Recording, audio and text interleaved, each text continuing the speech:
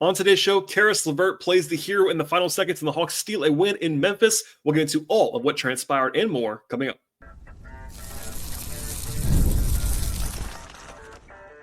You are Locked On Hawks, your daily Atlanta Hawks podcast. Part of the Locked On Podcast Network. Your team every day. Hello, friends. Welcome to episode 1922 of the Locked On Hawks podcast. I am your host, Brad Rowland, coming to you on a Monday evening into Tuesday. And I want to encourage you at the top of the show, as I always do, to make us your first listen each and every day here at Locked On Hawks. Check us out and subscribe to the show anywhere you find your podcast. That includes all of your favorite audio platforms like Apple and Spotify. And we are also on YouTube. Please like this video as you are watching it and tell your friends about the podcast while subscribing on your favorite platforms. And today's podcast will be diving into what became a very, very fun win for the Hawks, 132-130 on the road against the Memphis Grizzlies. Honestly, a thrilling victory in a lot of different ways here. The Hawks were down by as many as 13 points in the fourth quarter. They were down by 10 points with about 5-ish minutes to go in the game, and they closed the game on a 16-4 run that was capped off by a buzzer-beating layup by Caris LeVert, who was the hero in this one. He was tremendous in the fourth quarter, and the Hawks, again, kind of steal a game that was very fun, frantic, high-scoring, high-paced. Not always the prettiest game in the world, but the Hawks did just do enough, honestly. And there's been a lot of these in recent days when the Hawks have been falling short. They've lost some close games recently after winning some close games earlier, and that's kind of the way the nature of the NBA goes. When you lose the close ones, it kind of spirals on you a little bit. And the Hawks have the injury, of course, some injury questions with Jalen Johnson out of the lineup. I did a deep dive on Sunday's show about the way the Hawks have been playing over the entire season so far, and basically, kind of drawing the distinctions of where they would be right now. But this game, they were supposed to lose in some respects. They were on the road. They were underdogs. And yes, Memphis was without a couple of their key guys in this game. But of course, so was Atlanta. They were still underdogs in this game. And the Hawks honestly just stayed right in it the entire game. Like this, one of the things that I've been pointing out all year long in wins and in losses, honestly, that the Hawks have been pretty resilient all year. They get down and they tend to come back. And that happened in this game. And as we always do on the podcast, I'll kind of dive into my analysis, big picture, early in the podcast. Then we'll kind of go in the middle of the show to diving into kind of my more granular observations, my notes from the games, et cetera, crunch time breakdowns, et cetera. And then also at the end of the podcast, we'll go through the player-by-player breakdowns, a lot of positive in this one for Atlanta. But look, this is an offense-first win for the Hawks, not only because of the score. I will always point out this is a fast-paced team. In fact, the Grizzlies and the Hawks are number 1 and number 2 in pace this year. So that was foreseeable. This is going to be a fast-paced game. A lot of points does not always mean great offense, but this was certainly an offense-first game. By the way, this one flowed. In fact, the Hawks had a 131 offensive rating. That means they scored more than 1.3 points per possession in this one all the way through. They had a lot of balance. In fact, they scored 28 points or more in all 4 quarters. They scored 42 points in the second quarter. They were really good offensively for the vast majority of this game. They shot 57% from the field in this one, which is probably including my favorite stat of the night, honestly. The Hawks had 82 points in the paint in this game. If that sounds high, it's because it is. In fact, it's the season high for Atlanta with 82 points in the paint. That's the third most by any team in the league in any game this season. So, look, some of that's defensive stuff from the Grizzlies. Like, you can't do that on your own. But the Hawks both got there intentionally, finished very well in this game, and also just basically, I keep using the word intentional. They were intentional in this game, getting downhill all the way through. And sometimes that's not always the best strategy. Occasionally you want to shoot more threes, et cetera. But in this one, they were able to get there and finish, make their floaters, and end up with, again, 82 points in the paint is a crazy number. And that was one of the reasons why the Hawks were able to win this one on the road. They did shoot well from 3 in this one, 46%. That's a very good number, but only took 28 of them. That is well below their average. So, the impact of those was not off the charts. In this game, occasionally when you shoot that well from 3, it'll be like, all right, you're going to win. But in this game, when you take that few of them, it still matters. They shot the ball well from 3. That certainly would not have won this game if not for that. But it wasn't like they had a ton of barrage 3-pointers other than Risacher, who shot it very well from the 3-point line in this game with 5 of 7 for the rookie. But the only kind of black eye offensively was the free throw line. The Hawks only took 17 attempts, which is also quite low. And even worse, they only made 9 of them.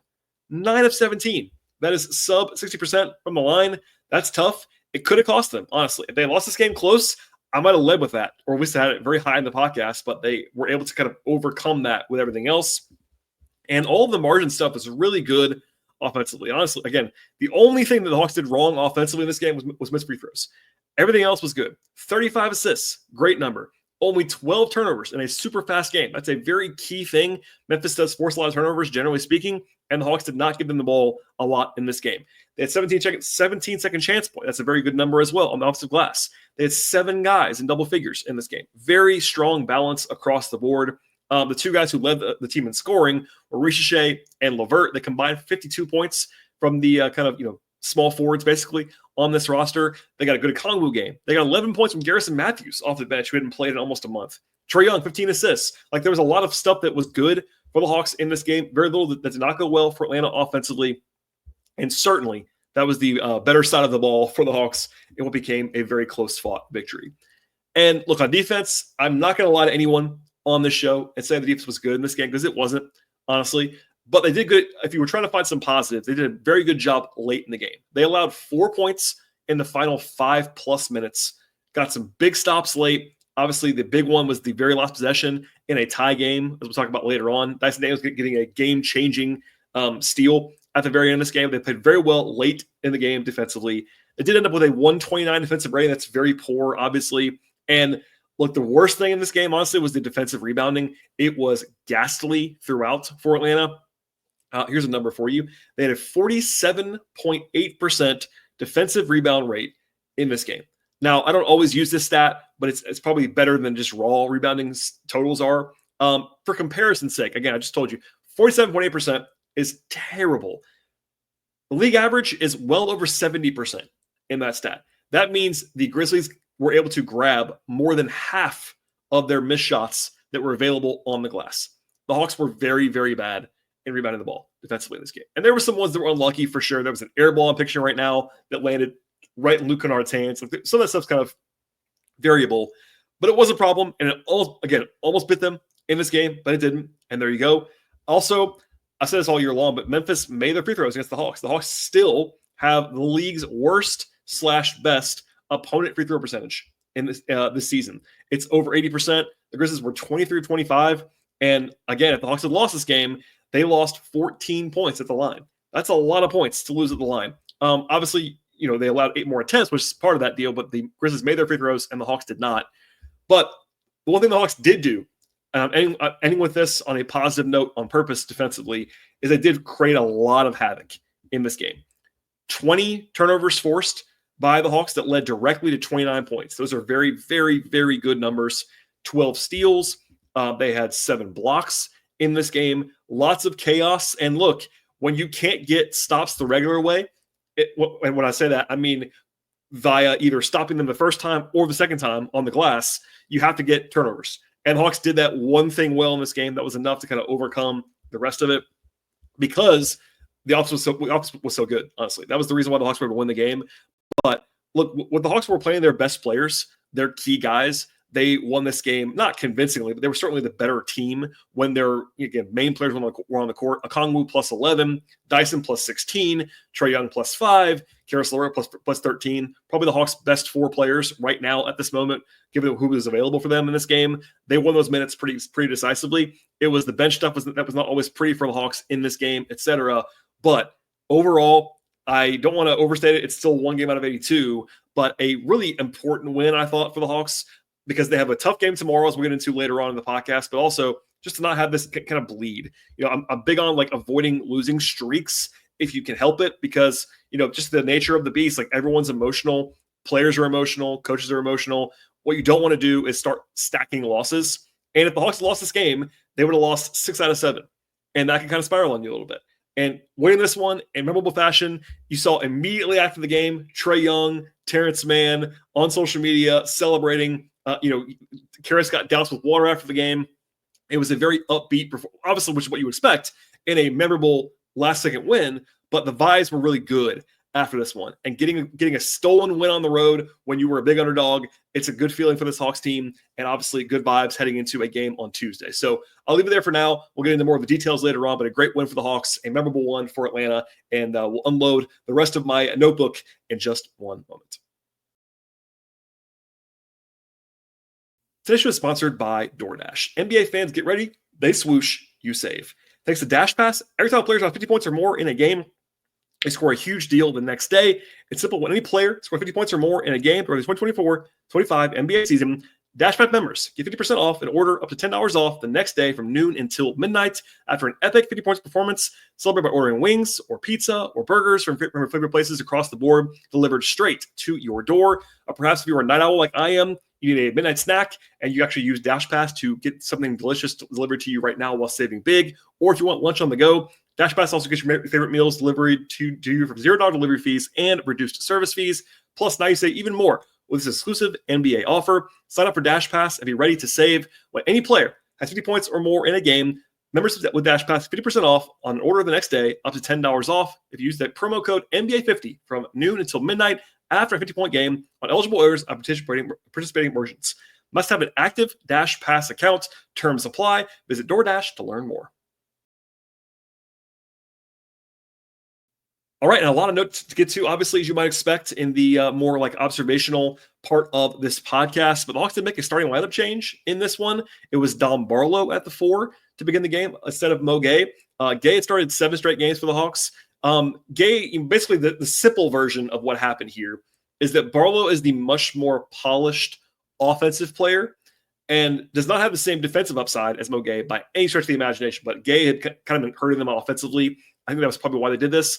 But I will say this, the Hawks, it was a very disjointed game early on. Atlanta missed their first 8 threes of the game, which is notable because they were red hot after that. But then Jaren Jackson Jr., probably the best player for Memphis right now, if not certainly in the top 2 with John Morant, got hurt early in this game. And that led to some plans changing for the Hawks. Now, Barlow played 13 minutes in the first half and then was a DNP after halftime. The Hawks only played their centers and no power forwards basically after halftime. They went with 4 out lineups the entire second half because Memphis kind of did the same without Jaren. They don't really have that X factor power forward guy. It was Brandon Clark and some minutes at center, and then it was also, of course, Zach Edey. But the game kind of changed a little bit because Jaren went out. I want to at least note that. And again, the Hawks were still underdogs in this game, but they did play this game without Memphis's two top players in this one. Rotationally, it was LeVert and Mann together because George Niang missed this game for the Hawks. If you missed that, he was out with illness in this spot. The Hawks playing tomorrow. I don't know anything else about this other than obviously if you have a guy who's sick enough to not travel, you want to have him away from the team, obviously. And this being a road back-to-back with travel after the game, maybe he plays Wednesday. We'll see. But obviously an easy decision there. But it was those two coming in first, then Capella. And then it was pretty quickly became obvious to me that Mo Gay was not going to play because it was Risacher as backup power forward the entire game, basically. They only played 8 guys in the first quarter, and then it kind of a mild surprise, not a huge one, but certainly a somewhat of a surprise.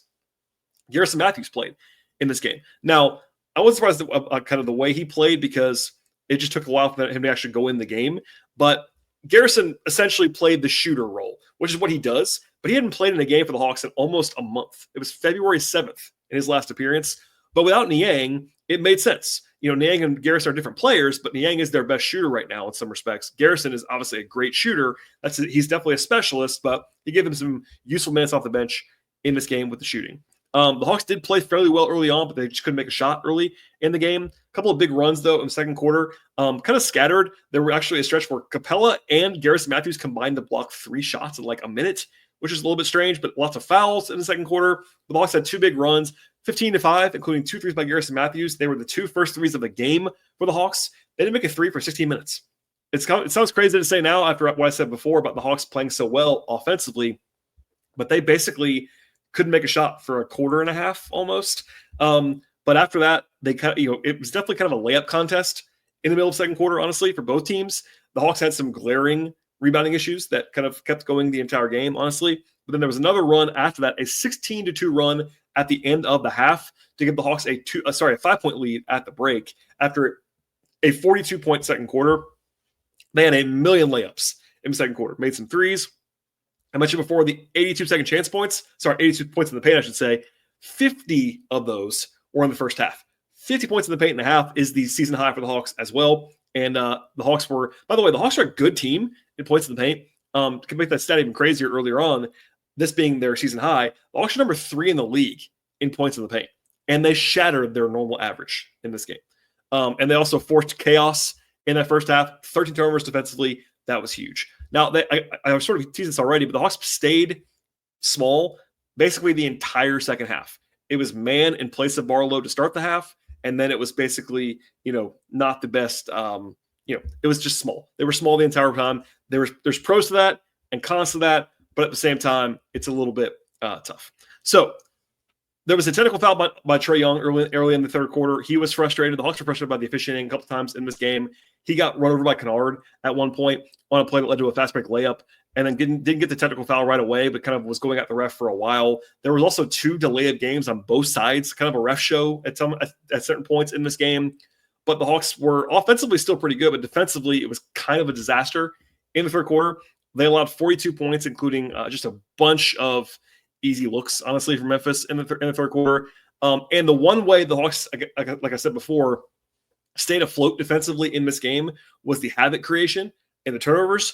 They only had 1 in the third quarter, which kind of tells you partly why it was so easy for Memphis in that quarter. Also, they put in Keaton Wallace in the third. Now, I'm not anti-Keaton Wallace, but usually you don't put in a guy who's ice cold in the third quarter. If a guy's going to play, he 95% of the time will play in the first half unless somebody gets hurt, and no one got hurt for the Hawks.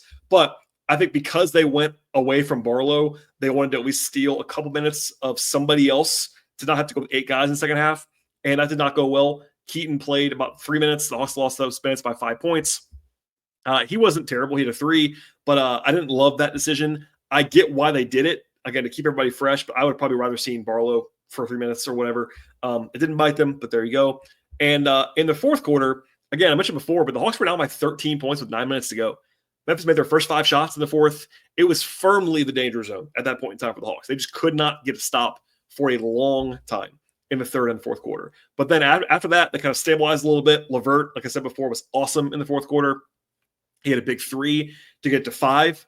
That was the first big salvo to cut the lead to 5. That was massive. They traded buckets there. There was a tip in by Kongwu with like 3 minutes to go to force a timeout by the Grizzlies and kind of, reset the game in a lot of ways. There was a bad turnover and miscommunication between Trae Young and Terrence Mann that led to that turnover. Many pointed this out, and not just me, but I agree with this complaint. I would have played Risacher at the end of the game. I thought Mann was okay at times in this game, but I thought Risacher was better. Quinn tends to default to the veterans, but we've seen multiple times now that Mann and Trae are a little bit janky offensively at times, bad passes, etc. So I would have gone to Risacher. I didn't think it was crazy, but that was a bad moment. And they were down by 5 again momentarily after that. Now, LeVert hit a tough 3. He was red hot in that quarter. Quinn, though, had a great challenge down by 2. Trae was called for a pretty weird blocking foul. It was kind of an obvious challenge, but certainly Quinn made the call along with Brittany Donaldson. They get the call overturned, get the ball. So it goes from free throws that could have put the Hawks down by 4 to getting the ball back down by 2. A huge, huge swing in that moment. And then LeVert gets downhill and scores to tie the game with about 1:30 to go. They then exchanged empty trips. They forced turnover, and then Trae missed a floater over Edey. The Hawks then got a great stop again, because, again, they got so many defensive stops in that fourth quarter. The irony is, and LeVert said this after the game as well, LeVert was the hero. He actually missed a wide-open 3 with like 20 seconds to go for the lead. That's the shot the Hawks have not been making recently. Niang missed 2 of those in the last couple of weeks. They've had some shots that were like, hey, if that one shot goes in, you probably win the game.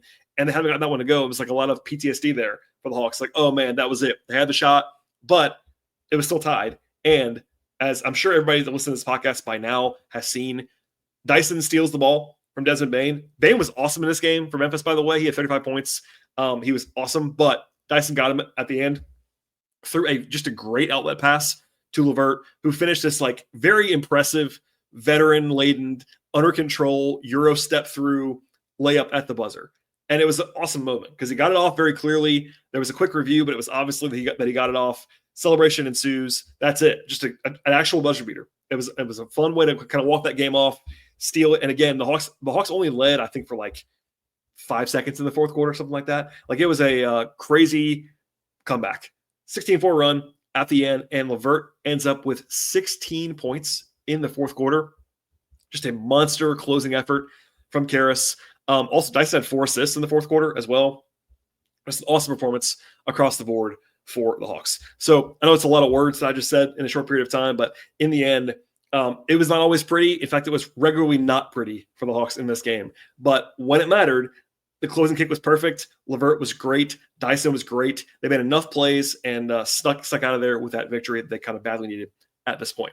All right, still more to come on the podcast, but we'll get into my player evaluations and much more in just one moment. Today's show is sponsored by OpenPhone. Running a small business means you're wearing a lot of different hats. Your personal phone can become your business phone, and before you know it, you're juggling customers all day and all night. As your team grows, it becomes impossible to manage everything with just your personal number, and that is where OpenPhone comes in. It's the #1 business phone system designed to help you keep your work and personal life separate. For just $15 a month, you get complete transparency and visibility into everything happening with your business phone number.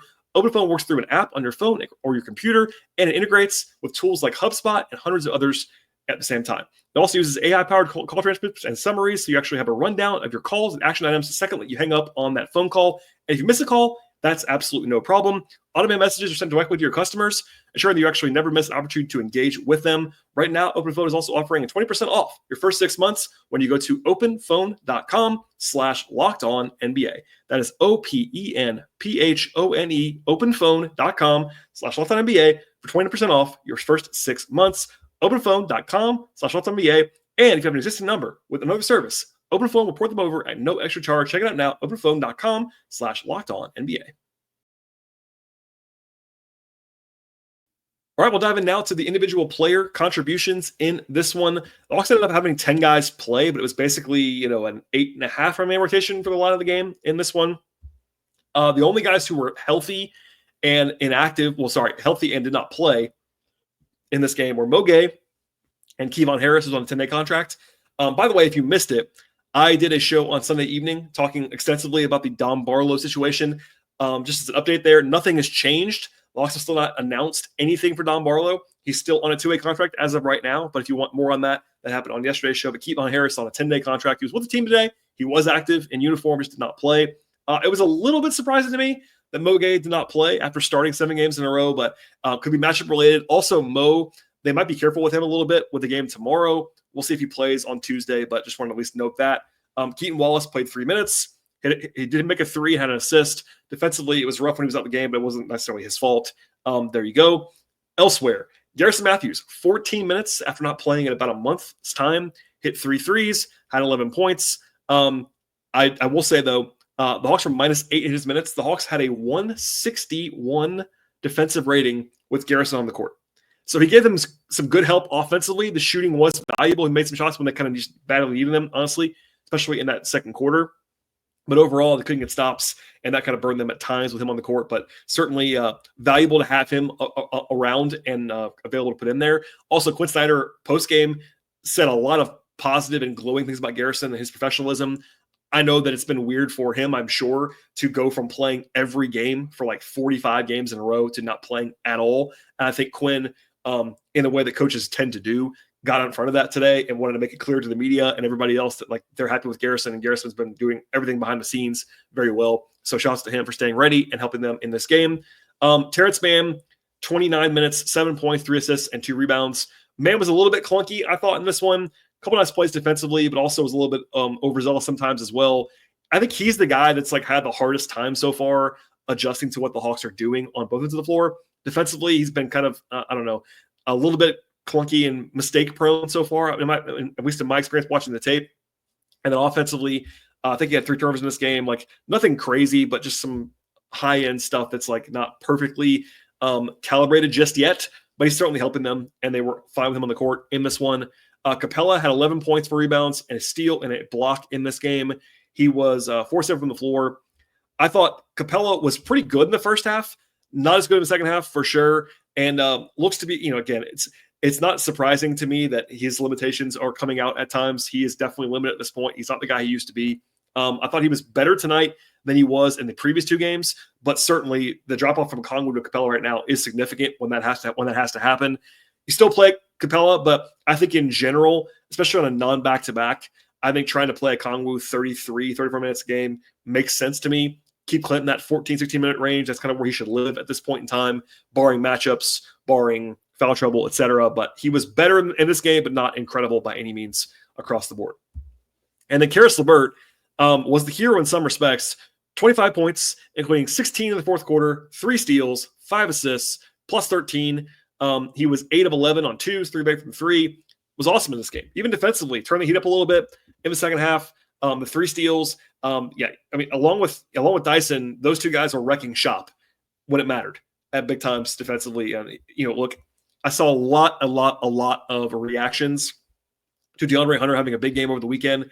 And look, I've always liked Dre. I'm rooting for Dre to be good in Cleveland, but it became like a bashing of LeVert and Niang, and that's very silly. Of course, it is what it is. Hunter's the best player in the trade. I said that as many times as I possibly can on this podcast, but LeVert's a real player, and so is Niang. And we saw that today. LeVert was very good in this game. They do not win, very obviously, without LeVert in this one. He was awesome and carried a huge workload as well. To the starters, Don Barlow didn't play very much. In fact, didn't play at all after halftime. But 13 minutes, 6 points, 2 rebounds. I thought Dom looked fine. Honestly, the game just kind of changed away from him. But I thought he gave them what they needed him to give them, honestly, in that first half. And again, 2-way contract right now, but it seems like in the very near future he'll be on a standard deal, and I'm all in favor of that. I think that Dom looked good in this game.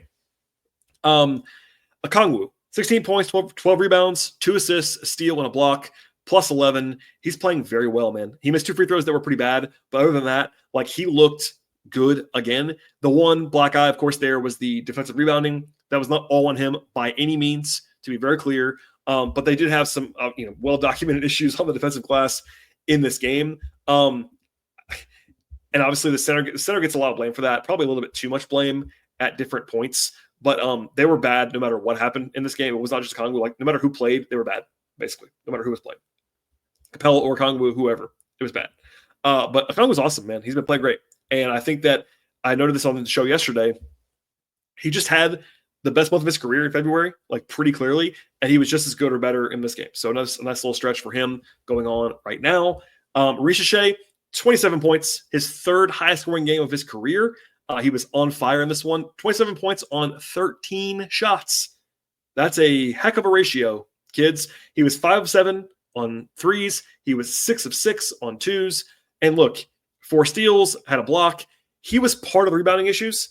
If you want to have one negative about Risacher, it was the rebounding in this game. He was part of that problem. But other than that, man, 4 steals, 27 points. Like, he looked great. You love to see it from the rookie. Dyson Daniels, again, was awesome. He was the other hero late in the game with the big steal. The 14 points, 7 assists, 3 steals, 3 rebounds. 2 turnovers was really good there. Did have 5 fouls, but was plus 16 in the game. Dyson's been lights out. I have run out of things to say positively about Dyson. He's just been great all year long, really, especially recently. And the offense has steadily improved. He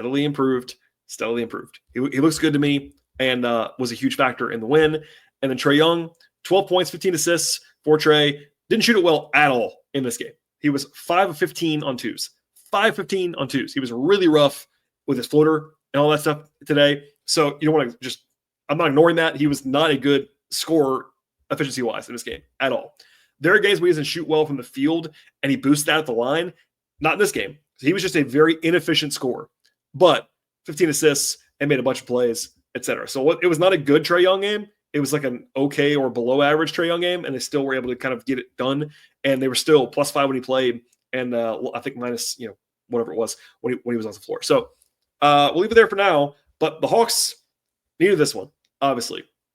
It wasn't one that was flawless, but again, no Jaren, no Ja, I get it. But the Hawks don't have Jalen. The Hawks don't have even the Yankees game. The Hawks were down 5 of their top 12 players in this game, probably 5 of their top 13 players, however you want to say that.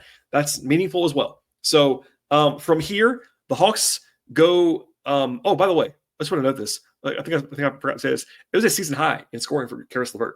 Shouts to him. And one more note on Caris LeVert's performance that I forgot to include.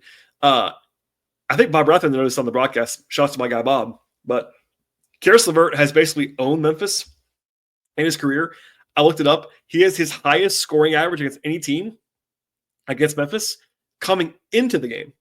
And then he upgraded that today. So for whatever reason, he really enjoys playing the Grizzlies. And that showed in big flashes today. And of course, shouts to Caris. All right. Last thing before we get out of here, the Hawks, as I sort of lean into a little bit earlier on the podcast, have a pretty tough turnaround. For one thing, they play Tuesday. Now, back-to-backs are normal. I don't love back-to-backs. I think the NBA would be well-suited to kind of not have back-to-backs anymore and play less games, but they're not going to do that anytime soon. But back-to-backs are normal. But the Bucks did not – the Hawks play the Bucks on Tuesday at home in Atlanta. Yes, it's a home game. The Bucks did not play today.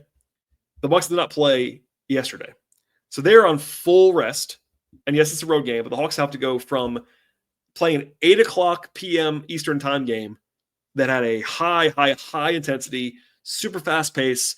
Now they got to fly home, and they play tomorrow at home. Yes, but it's a bad schedule spot, a very bad schedule spot. And by the way, the Bucks have been playing really well recently. So not an excuse, just the reality of the situation. The Hawks are, at the moment, according to our friends at FanDuel, 5.5 underdogs in that game at home. So winnable, to be sure, but a bad schedule spot. And all I would say about that is that makes this win even more impactful. Because look, if they had lost this game close, they would go into tomorrow as an underdog, and it's like, oh man, this is kind of a bad spot. I'm not saying you give the game away tomorrow. You still want to win the game tomorrow. But if you lose it, it's a lot easier to take since you won this one on the road in Memphis. So there's that. Also, on the bright side, the game on Tuesday begins the Hawks' longest homestand of the season. They play the next 6 games at home in Atlanta.